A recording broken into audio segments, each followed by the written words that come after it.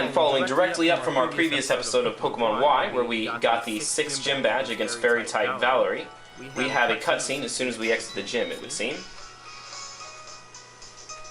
Shauna and Trevor. She wants her D! Urging us to go to the Pokeball factory. Before we do that, we need to heal up, since we did take some significant damage on a Pokemon or two.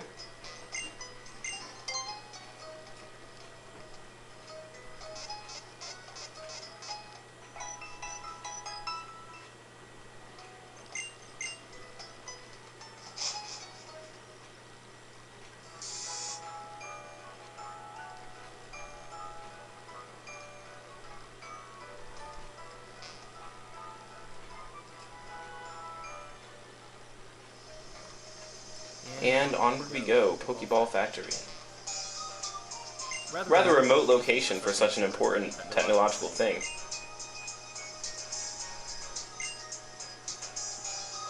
Our friend's trying to make a mystery out of this thing. Oh, and here's the other two. Serena and Tierno. See, I said I'd get all their names eventually. Who are they all meeting with? Oh, goodness. As our friends are getting chased off by Team Flare members.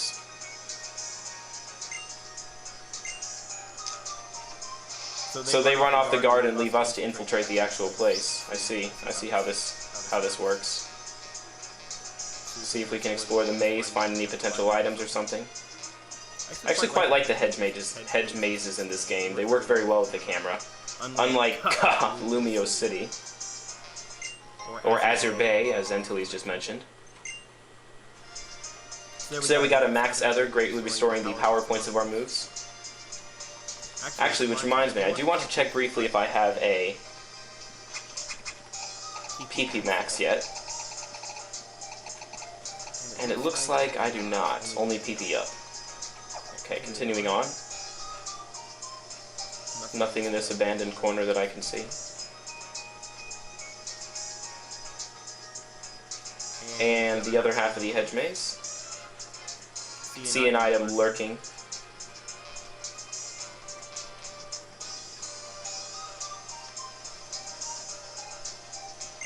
This time a Max Revive, very useful.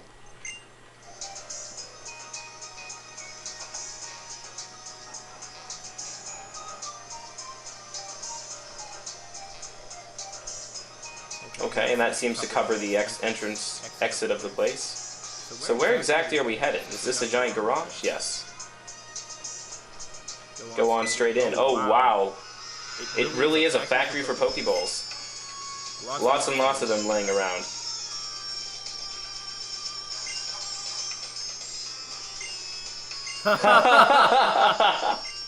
Serena making fun of Team Flare's outfits. And engaging the guard so we can go on ahead. Let's see about this one.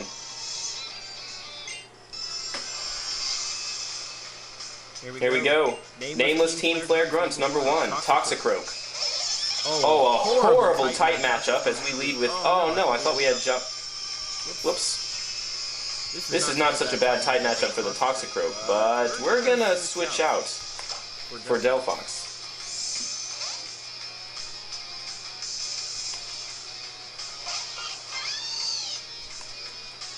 Sucker Punch failing, hopefully he won't try that again, and we're going to use Psybeam. Dealing quadruple damage to Toxicroak, immediately taking it down.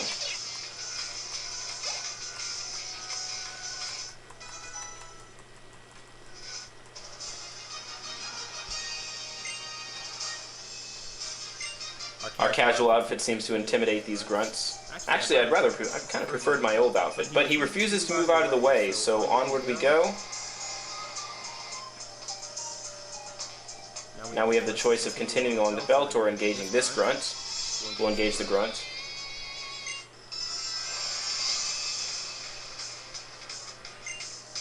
Not entirely sure what the Team Flare is doing at the Pokeball Factory.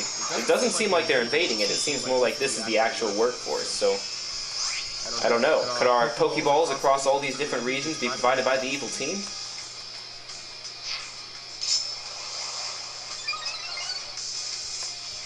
In fact, oh, Mighty Anna using Roar to negate our attack increase. And who do we get? Antoinette? Okay, we can use Rock Smash. Anyway, maybe it's a whole conspiracy. Originally, all we had was some old men such as Kurt making custom-made, beautifully designed Pokeballs across all the regions, and then, one day an evil team appeared with a master plan for taking over all the nations. They set up a Pokeball factory in the far-off Kalos region, and immediately began shipping, industrialization, globalization, all these evil things. Maybe we really do need a Kalos revolution in here. Alright, we've got our mission. We're shutting down this Pokeball operation. Liberation for all Pokemon!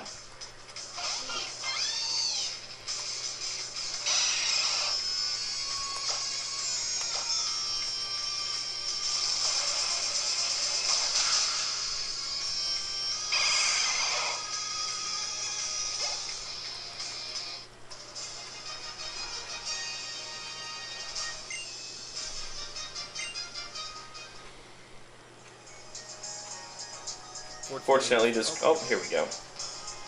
This grunt is moving to allow us access to a Quick Ball contained in a Pokeball.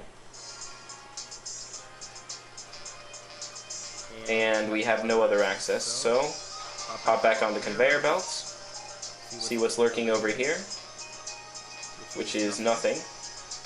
Hop back on the conveyor belts again, and we'll temporarily dismount. Don't worry, be happy, says this Team Flare grunt. Yeah, I'll be happy when I've destroyed your plot to enslave Pokemon across 7 continents.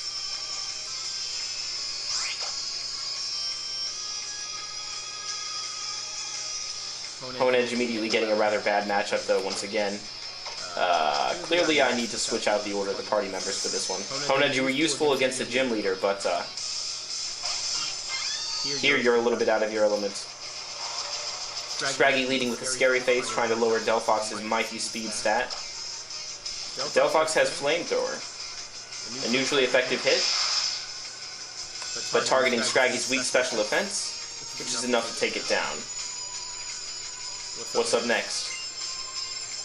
Mighty Anna returns, so we'll switch back to Furfrou, complete with its bobbed coiffure.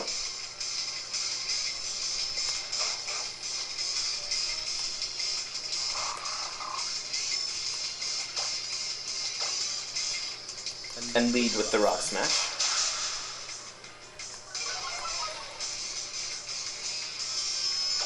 Mighty Anna not even getting a chance to pull off a move.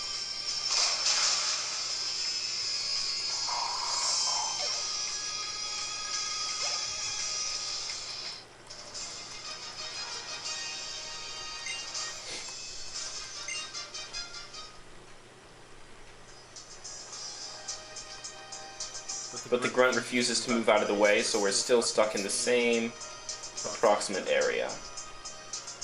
Next conveyor belt.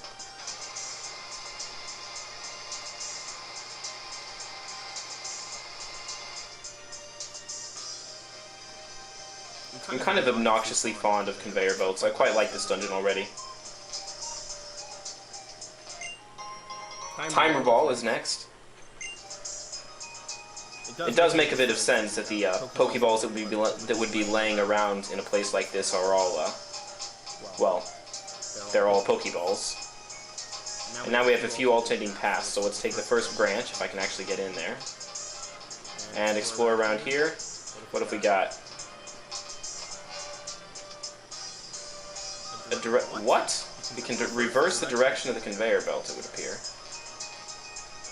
We'll keep that in mind as we go forward. So that's a way to get back right now, back to the beginning, which would actually, I think, take us to the area that was blocked by a grunt before.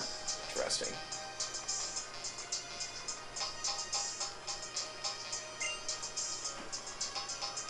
Sneaking around this guy. Are we going to need a card key to get in here? Nope, apparently not. Oh!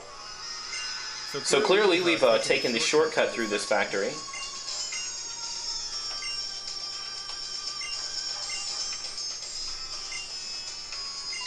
Oh goodness. Apparently, we are on the wrong side of this conflict. Actually, this Pokeball Company person seems to be the good guy, and we are up against Ariana again. Oh no, just a nameless admin. And once again, I forgot to switch out Honedge.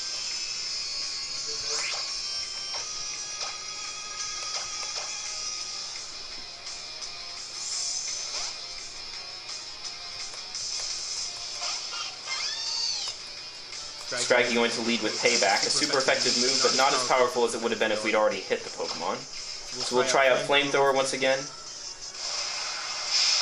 Apparently that was the shortcut through the Pokeball Factory. I didn't actually intend to end this so quickly.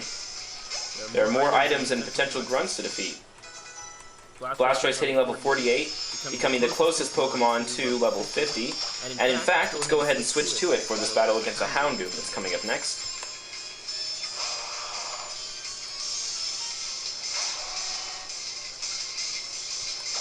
Houndoom looks intimidating, but it's no particular match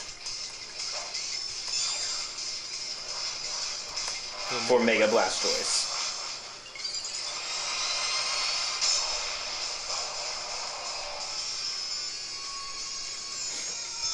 Digimon Digital Evolution.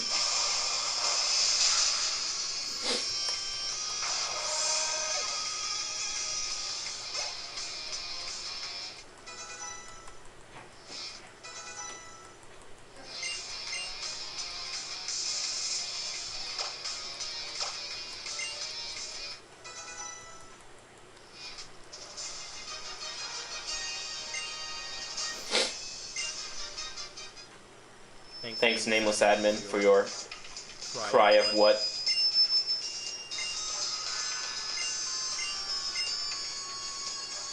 Oh, and here we go. Looks like a multi-battle with Serena. Serena, it took you that long to defeat one single person?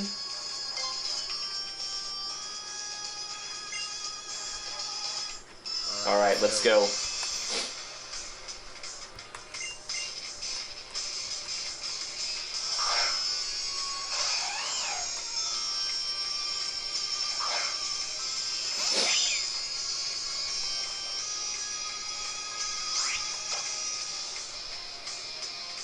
Alright, we're gonna power up Honedge with Swords Dance.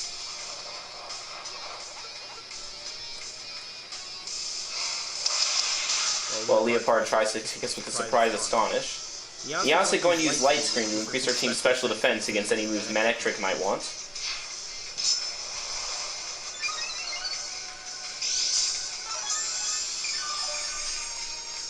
And I'm going to go and try to focus on Liepard. As a Dark type, it won't be able to be hit by Serena's Meowstic's powerful moves. Apparently the enemy has the same idea about my Doublade here.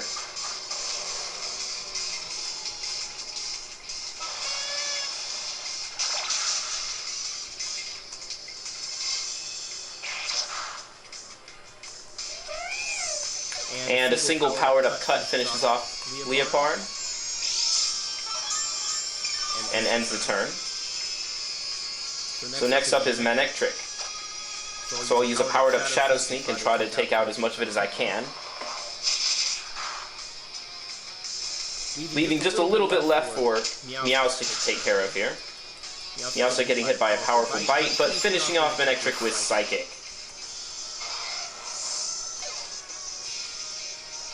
3 turns for 2 Pokemon and the battle is over.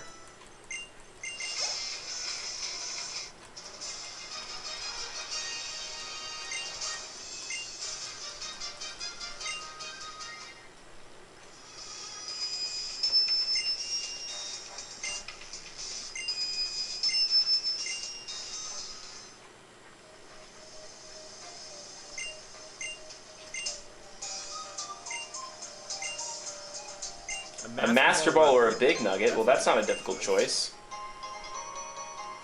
Going ahead to select the Master Ball. What? And he gives us the Big Nugget as well? Curious.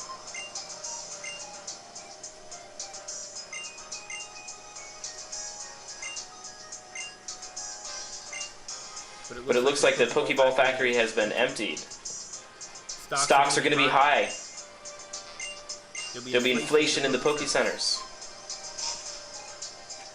Still, it's curious what Team Flare might be after, as Serena points out, using electricity and Pokeballs.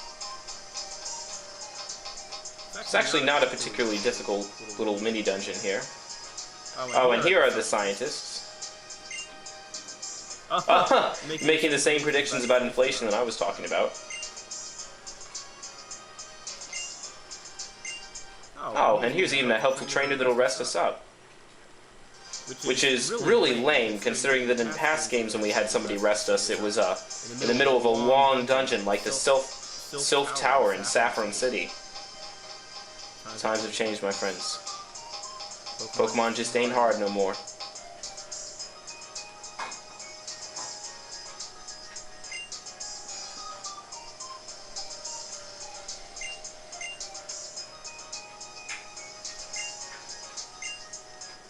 They're not red, they're orange. Come on, Trevor, you're colorblind?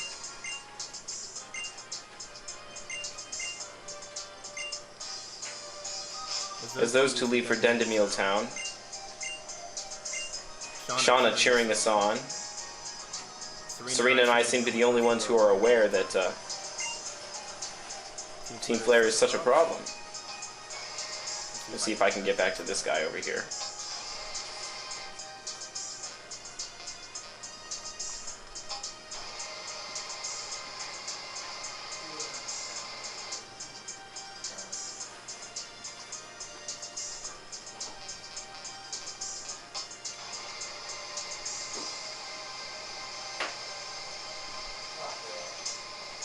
Yo, what's up? How's it going, Artemiis? Pretty good. Just finished the Pokeball Factory at a sort of record speed here. Oh, nice. And six gym battle a little bit earlier before that. So. I heard you were going ham on poor Trevor, my boy. What did he do? He's colorblind, apparently. He's calling the Team Flare suits red instead of orange. Oh, that's bad. I'm just being picky.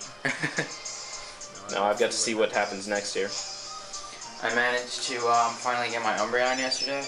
Excellent. It's pretty good. Friendship Evolution, Night.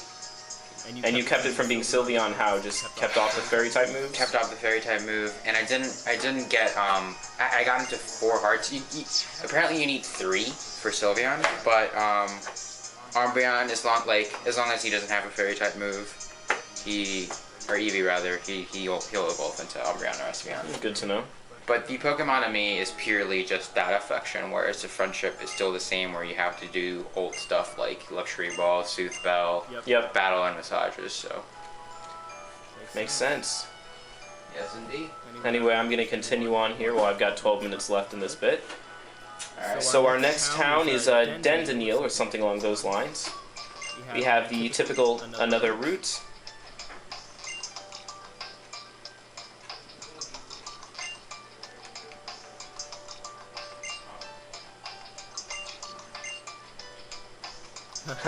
Getting information that the Professor Sycamore is actually a bit of a ladies' man. Very interesting. And onward we go to Route 15 with autumn leaves. Oh, this is pretty. Oh, trainers hiding in the leaves. This is what Antilles was complaining about a few days ago. Starting with a Quagsire or Quaggin. Held up your tradition there. Once again, not a particular... Shut up, Quaggin. Whoops. Quaggin leading with Yawn means we want to get our Pokemon out of there. Still no Grass-type moves on this team, so once again we'll return to the neutral solution.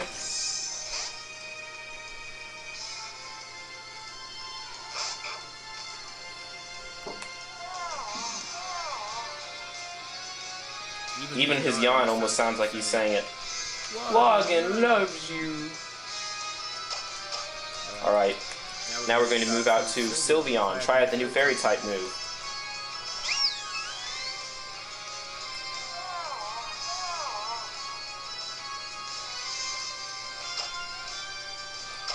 Dazzling Gleam.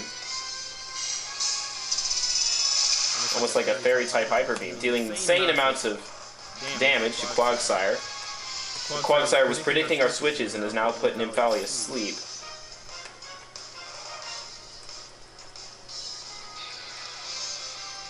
Nymphali avoiding Earthquake due to its high affection levels from Pokemon to me. Incredible.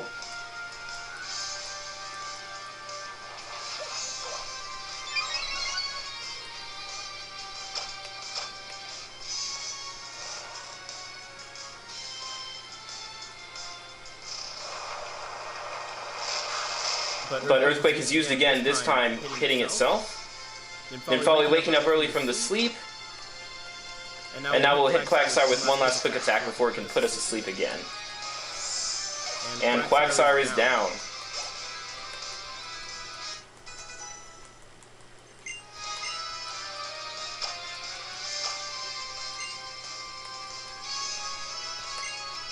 Next up we have the Ice-type Beartic. We're going to switch to Napoleon once again.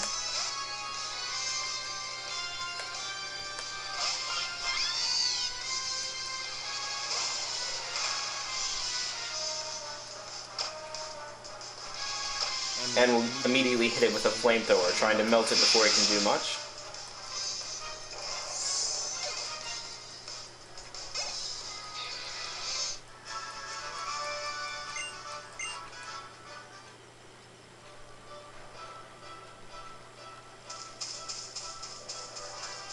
And we continue along the route.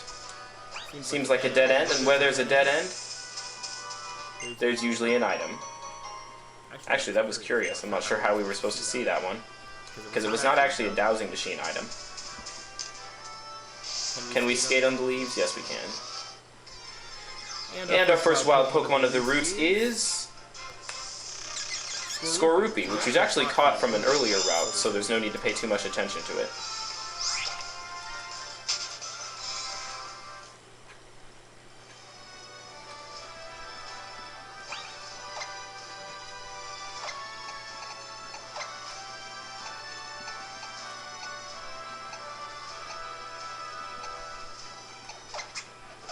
Go ahead and switch out Honedge for Sylveon. And continue along. Next up is a Hex Girl.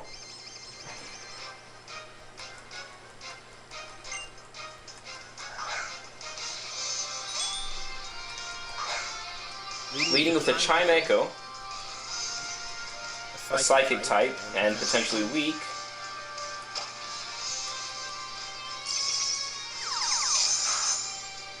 Open with a barrage of Swift Stars. Chimecho using Double Edge, a surprising move for it. Next up we'll use Dazzling Gleam once again.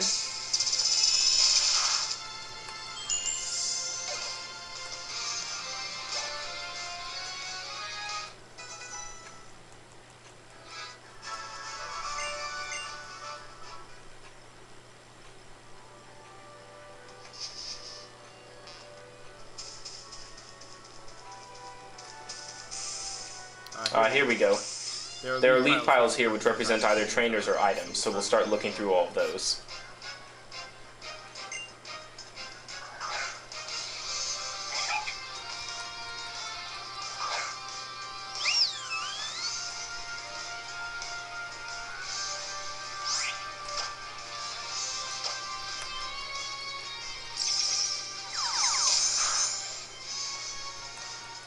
Once again, we open with Swift, which is actually this time enough to take Watchog down to half health, due to Sylveon's powerful special attack stat.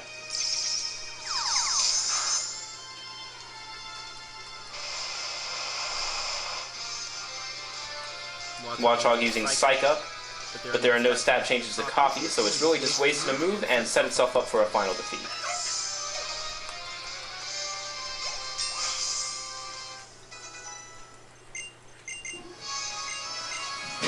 And speak of the devil, looks like Sylveon is trying to learn Psych Up now. Next up, Swoobat, Psychic Climb. So we'll switch immediately to Honedge, Doublade,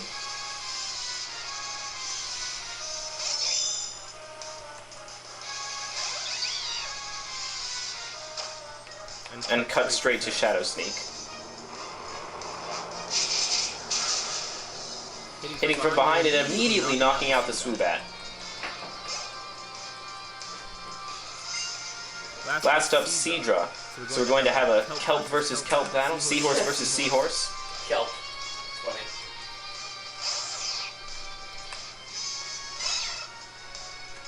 36 versus 39 for once I'm unbalanced. This Twister.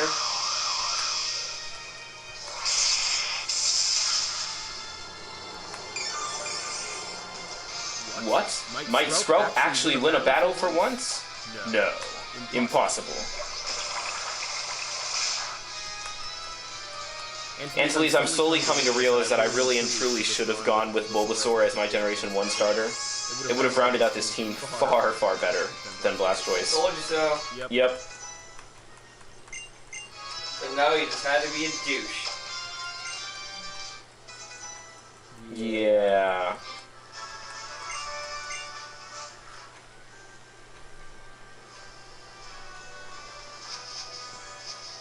Unless I can get some kind of grass move for Sylveon, like a Bullet Seed or something. I'm just never going to have grass. Oh, and here's a wild Watchog.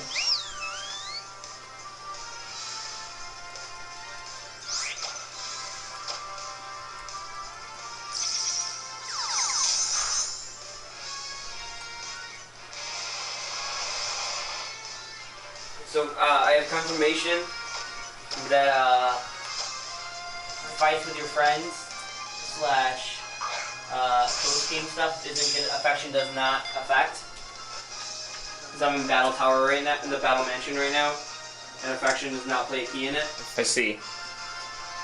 That is at once relieving and a little bit disappointing. I think it's relieving. I don't know, It was more luck based than crit hits. That's why. True. But also more broken than crit hits. Because some people key critical hits into their strategy. This isn't really something you can key in there. True. It's not really an ability that's like, oh, your Pokemon's affection is like negated for the next 2 turns or something like that.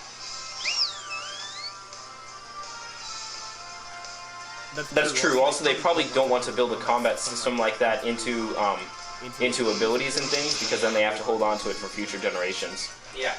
We don't want to see Pokémonami showing up in like Australia or wherever the next region is going to be set. Actually, Australia would be an interesting choice. Australia or Africa or something. Or Russia. Go to the Arctic. They'd have to add a Pokemon that's better on a unicycle.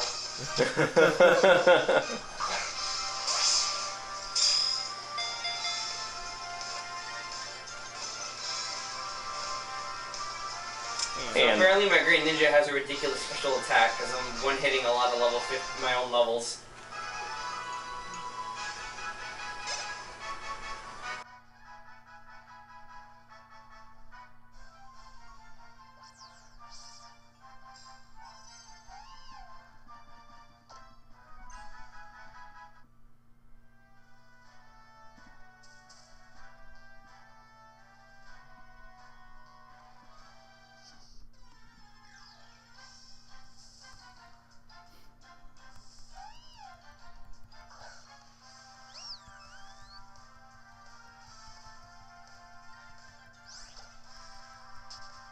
You should be able to check that on the Super Training page. A little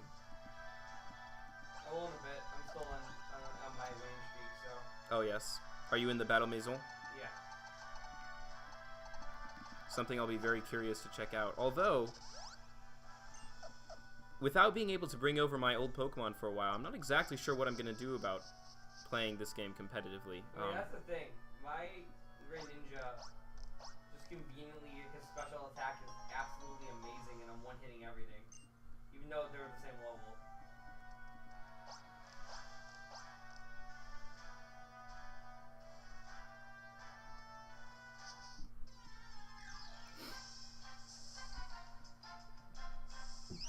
And here's a wild Foongus, looking like a Pokeball. I'm aiming to get 15 attack 15 or lower. I actually think my 3DS is lagging here, which is something I'm not used to seeing on a console game. This game has some lag in it. It's only expected. Adding all that 3D in. Oh, it's not Richard. Aggro and I have been talking all day. What about the game? Yeah. Oh no, it's Fisher, my baby cousin.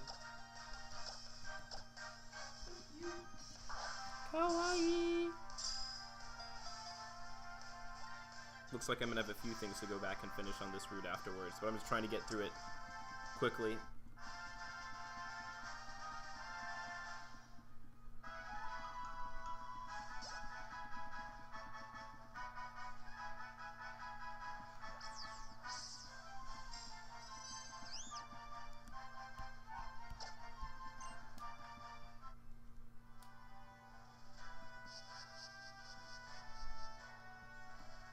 Oh, double battle coming up.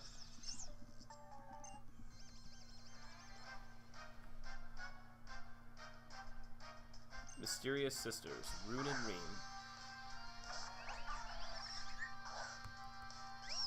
A Flabebe evolution, Floette, and a Driftblim. Go ahead and hit both of them with Swift off the bat. And Incinerate Fluette. Actually, Swift is not going to hit Driftblim. I forgot about that. But it will finish off Fluette. Good. Focus Fire Tactics.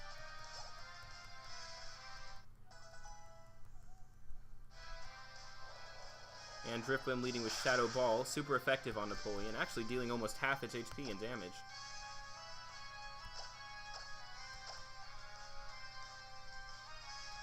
So we'll lower its special attack with Mystical Fire to make sure we don't get damaged again.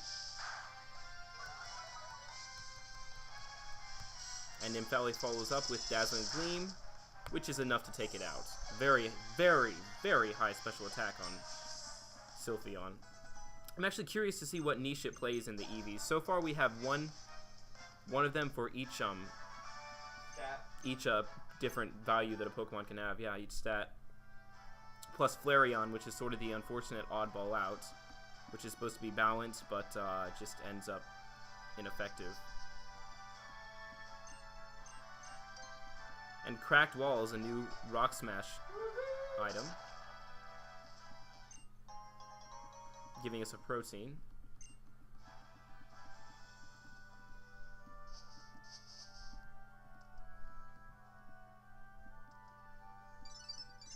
And another Hollow Equip transition coming in. This time from Lysander.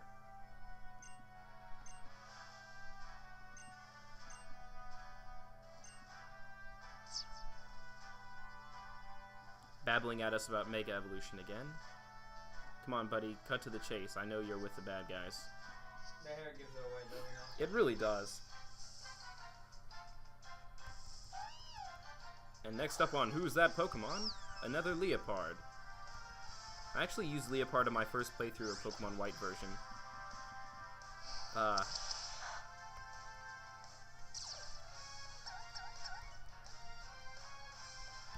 It was mildly disappointing.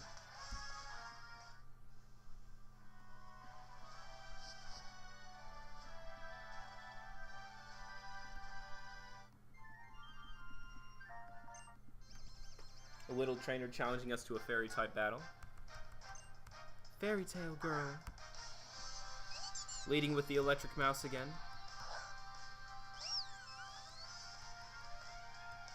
So we'll get some hot fairy on fairy action here. Wow, please never say that again. Sylveon avoiding Charge Beam due to its high affection level. And one-shotting Dayden with Dazzling Gleam.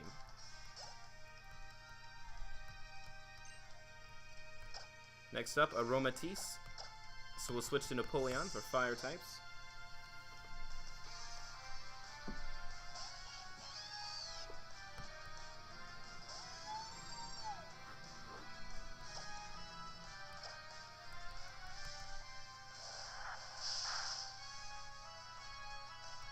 Moonblast. Antilles, did you mention Moonblast as a move Sylveon can learn previously? Yes. So is that one that was from lower levels that I would have missed? Oh, yes. I see. What level is Sylveon? It's 46. Oh, yeah, you missed it. Yeah, fair enough. Dazzling Gleam is powerful enough itself. This one is much more powerful. Moonblast? Yes. Oh, well, jeez, way to burst my bubble there, eh?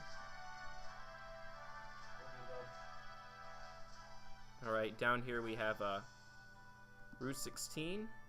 Melancholy Path, interesting, leading to an old castle, and we have Route 15, which has its own abandoned castle here. After this battle, we'll actually check the town map, see what we're doing here. Hexmaniac leading with a Litwick. Ghost versus Fairy.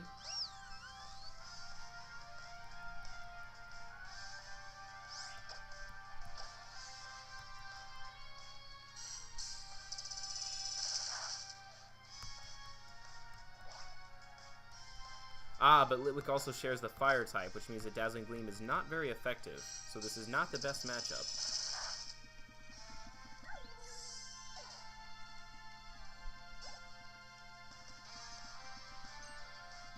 Next up, Duosion Psychic, so we're going to switch to Doublane. Hello, Serena.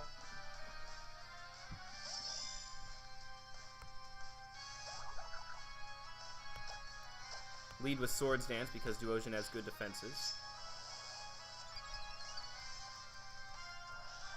Duosion using Future Sight to hit me in 3 turns. But Duosion, my friend, you aren't lasting that long.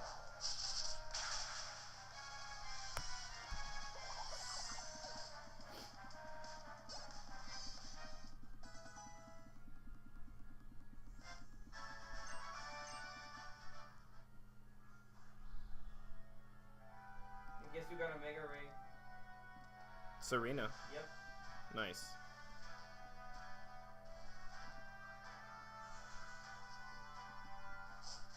Looks like there's an underground portion of this route as well. Lost Hotel. So clearly we're going to need to stay on this route a little bit longer if there's 2 extra extensions. So we'll go ahead and save for now and cut the episode here. Thanks for watching.